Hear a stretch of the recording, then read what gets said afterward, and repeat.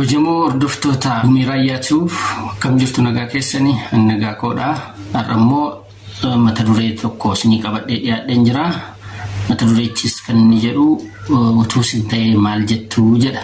Kanaaf egaa akkuma barame sagantaa garaagaraa yookaan odeeffannoo mata duree garaagaraa irratti YouTube kanarratti dhiyaataa ture. Hordofaa turtanii mastaanan Tuufiinsan hordofuu like share subscribe gochuu keessan hin dagatinaa. Maatii YouTube kanaa akkuma taatanitti itti fufaa. Maatii YouTube kanaa kan hin ta'inis maatii akka taatan kabajaan isin affeera. Egaan akkuma ni sila isinii kaasee mata dureen har'a isinii qabadhee dhiyaadhe kan inni jedhu utuu isin ta'ee maal jettuu jedha. Guyyaa tokko ofiisii koo keessatti yookaan biiroo staafii barataa gannaa tokko waraqaa qorannoo isaanii irratti yaada gorsaa kennaafin ture. Kamittiin hojjechuu akka qaban, maal hojjechuu akka qaban, kamitti deemuu akka qaban, maal sirreessuu akka qaban irratti nama kana wajjin mari'achaa gorsa kennaafin ture. Namni kuni barataa ganna baratanidha. Umuriidhaan nama guddaa, umurii abbaa koo tiin ol kan ta'an malee isaa gadi kan ta'an miti. Kanaaf nama guddaa waan ta'aniif, umuriidhaanis nama guddaa waan ta'aniif aadaa fi duudhaa keessatti guddanne yookaan ittiin guddanne nama guddaa, nama hangafa, hiriyaa abbaa ofii kan ta'u kabajuu ni dirqamummaadha.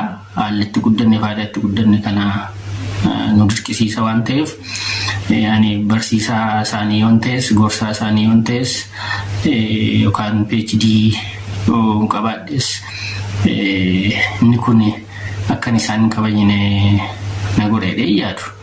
Kanaaf yeroo leenjii sofnu keessatti akkuma duudhaa keenyatti, akkuma aadaa keenyatti isin kana gochuu qabdu, isin kana sirreessuu qabdu, akkasittiin hojjechuu qabdu jedhee isin jedhee wajjin haasaa ture. Jecha kabajaa fayyadamaa jechaadha. Adeemsa kana keessatti yeroo dheeraa wajjin fudhannee haasofnee xumurree yeroo gargar baannutti barsiisaan kan biraan, barsiisaan tokko ofiisii koo cinaa waan ta'eef taa'ee na dhaggeeffataa ture. Akkuma namni kun ofiisii koo keessaa ba'anii fiigaa dhufee maal taatee naan jedhe. Maalin ta'ee jennaan akkamitti barataa keetiin isinii jettee haasofsiistaa barataa keedha siittiin jechuu qabda malee naan jedhe. Namni kun nama hiriyaa abbaa koo ta'uu, abbaa koo yoo caalu akkamittiin siittiin jedhaa barsiisaa isaanii, gorsaa isaanii yoon ta'e iyyuu jedheen. Raawwatee mata hin qabu, sii jettee waamuu qabda malee naan jedhe. Kuni ta'uu hin qabu, ati akkamitti akka yaadde naan galle malee kun balleessaa tokkos hin qabu. Duudhaa, aadaa keenya keessatti hangafa kabajuun, nama guddaa kabajuun waanuma jirudha. Aadaa Oromoo keessas waanuma jirudha. Hangafa kabajuun waanuma jirudha waan ta'eef balleessaa tokko hin qabu. Akkamitti akka ilaalte naan galle malee naayii balleessitee itti lamata akkatti hin deemne naan jedhe. Ani egaa nama kabajuu niisu, hangafa kabajuu niisu, barsiisaa isaan yoon ta'u namni tokko hangafa koo taanaan inni kabajaa ifa manaa godhiin jedheen. Akkas jedheen waan tokko na yaadachiise. Wanti kun konferensii tokko irratti yeroo tokko Dr. Gammachuu Magarsaa wanta dubbatan tokko na yaadachiise.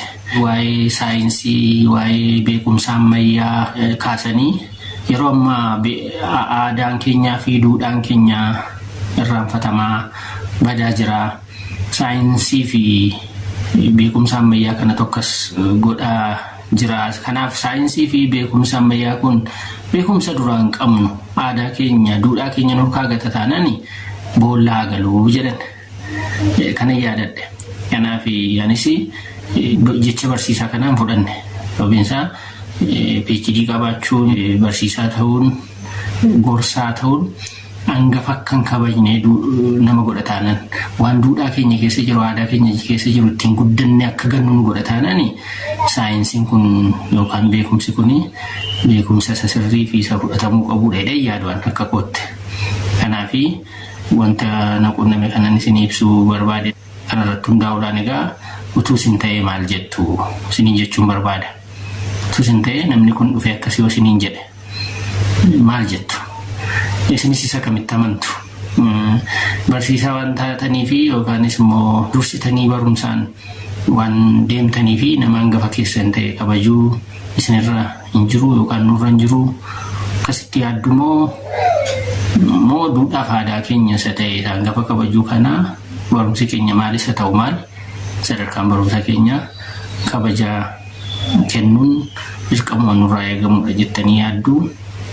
Yaada keessan video kana jalatti commenti keessan utuu naa barreessitanii natti tolanaan isin maal jettu? Utuu isin ta'e maal jettu? Mata duree jedhu kana jalatti eenyutu sirriidha?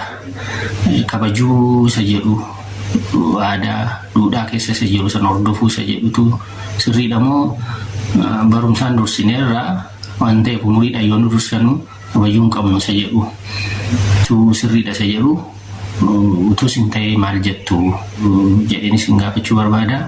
Yaada keessan commenti keessan video kana jalatti barreessaa. Waan hordoftaniif galatoomaa. Nagaa.